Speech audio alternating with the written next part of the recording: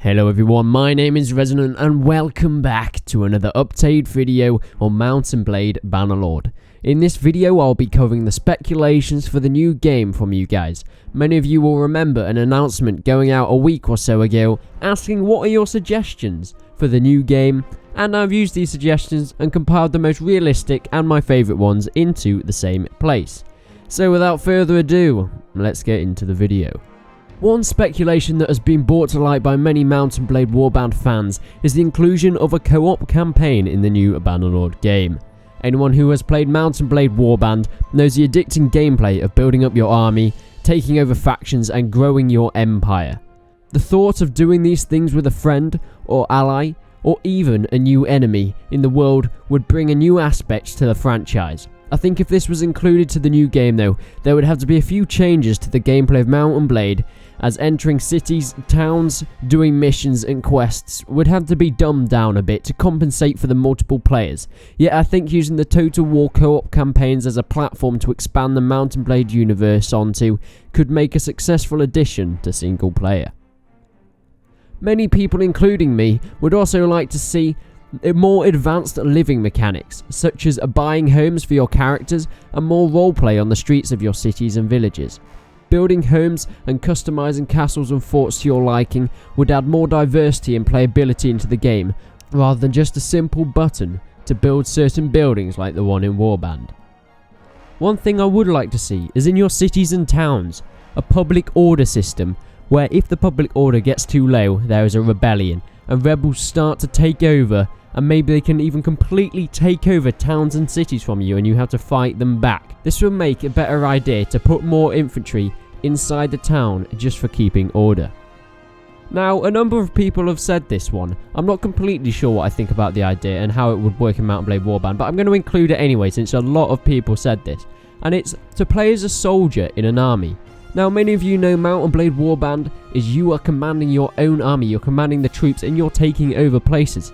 But what if you were one of the soldiers in the army and there was a leader and you had to fit in with the other soldiers? I'm not quite sure how that would work. I think that probably should just be left to multiplayer, but it is quite a good suggestion from you guys, so I might as well put that in there anyway.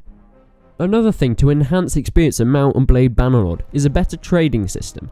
Now, in the Mount & Blade Warband trading system, it's kind of you go into a city, you sell some stuff, you can buy some stuff, that's about it. And maybe, I think a good thing to add into Bannerlord would maybe be relations with other factions, other cities. You can send carts to trade goods, money, wealth. And maybe if you had an ally you could advance in the game with them. That would also be really useful in co-op if that was included. Now, something included in many Mount & Blade Warband mods is the aspect of naval warfare. Now, in Warband we only saw land battles and siege battles, but there were various mods adding in naval warfare, and even the Viking Conquest DLC added this aspect into the game, which means that it is possible for them to get this into there, and I don't see why they wouldn't be able to put it in Bannerlord as a different aspect. And even multiplayer naval warfare in Mount & Blade Warband would be really cool, maybe ramming ships into each other, maybe even naval sieges or blockading ports. I think that could add loads of new aspects into the game. This one I kind of came up with on my own. Now, many map developers, mod creators will know that there is an editor in Mount & Blade Warband. Now, to do this, you have to copy files, you have to go into the game, get some new terrain, kind of put the cheat mode on and whatever, and then you can make it that way, and it is very, very annoying to use. I have used it, and it's basically you have to have a lot of practice with it if you want to make anything good. And I think an in-game editor that Tailwind's put in to the game that's easy for anyone to use, but with really powerful mechanics, so people that know how to use it properly can build amazing things, but then at the same time making it simple to use for the new people that want to start editing. I think this would really make the game last a lot longer, as mods has made Warband last a very long time. So adding an in-game map editor or maybe even in-game troop customizations would be extremely cool, with new armor, new colors, new banners and all that stuff. Now, this one's just about a given. There's going to be new animations in Mount & Blade Bannerlord, but a lot of you have said you want more advanced animations such as sprinting and dodging and things like that, and I think that could add a lot of new aspects to not only the single player but the multiplayer as well. Maybe like dodging out of the way of arrows and swords and ducking under lances and all that kind of stuff. I think that will add a really good dynamic to the game, and I think it could work, but there is a few tweaks that would need to be made to the combat in order for it to work as well as it could. I did mention it talking about the game editor, but I think troop customization would really give a new aspect to the game. Maybe having different colours on your troops, they can have different banners. I know there is set ones in Warband, but if you can maybe make your own or even just choose the colours of it, I think that would be really cool. And then your troops go into battle with the colours that you have made, and it makes it more personal. And even naming separate units to have maybe an elite unit and like a peasant unit, and you can name them whatever you want, and it will add the realism into the game. Now, something I'm not quite sure how likely this is, as it was really not much of a thing in Mount & Blade Warband, but maybe with the new Mount & Blade Bannerlord, they might be able to add in new things with the resources they have, such as destruction. Now, let's say in a siege, you want to fire a catapult into the wall. Maybe the wall falls down, the men on top of that wall tumble down afterwards, and then you can charge through that breach. Maybe you are inside the castle walls and you want to cause havoc. You can set fire to the thatched buildings, knock down the houses, and that will lower the morale of the enemy troops maybe, but you probably would have to build them back up and repair them in the in-game map afterwards.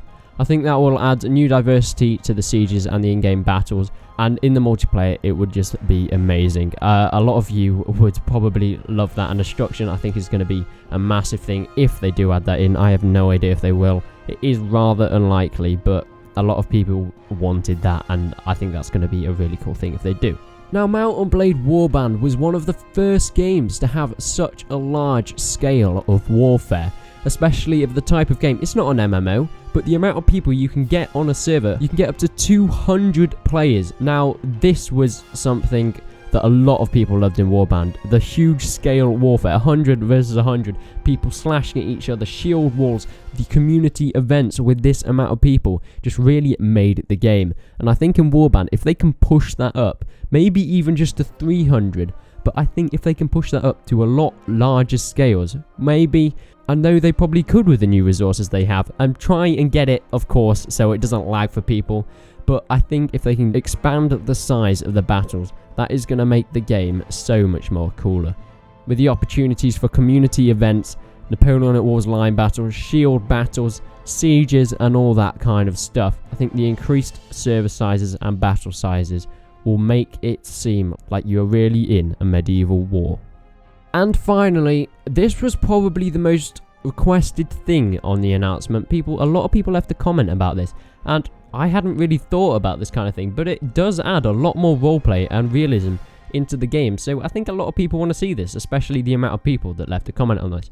And this is a sort of perma-death kind of thing, where when your character dies, if you have a child, you take over and play as that child, and then so on and so forth, unless maybe you don't have a child, your son does not find a suitable wife, and they don't have children, then your family line is wiped out, and that is the campaign over. There is no really definite failure to the Mount & Blade Warband campaign. Yeah, you might get taken hostage, you lose all your troops, but then you can just go and start again. But what if your family line was completely wiped out? Then it'd all be over. So I think that would really add a definitive start, middle and end to the game. Maybe when you completely take over everywhere as the end of the game, but as your child, if you die, you can take over those castles from your father before him, and then you can expand the empire ever more. But then you also have to worry about, can you get a suitable wife for this child? Can you get children? And will they grow up or will they die at childbirth maybe? I don't know if that is too in-depth for the game, but I think that would be a really cool aspect if they added something in like a family line. I think that would be good. So guys, thank you so much for watching. If there was any suggestions that I missed out in this video, I'm really sorry. I either didn't see them, or I didn't think they were quite suitable for the video, or they weren't just realistic enough. So thank you guys for watching. If you enjoyed the video, remember to like the video. If you didn't, remember to dislike it. Subscribe to the channel for more Mount & Blade Bannerlord news. Remember to join the Mount & Blade Bannerlord Steam group. Link to that will be in the description. thank you for Slovak for giving me the opportunity to make these videos, and I will see you guys in the next one.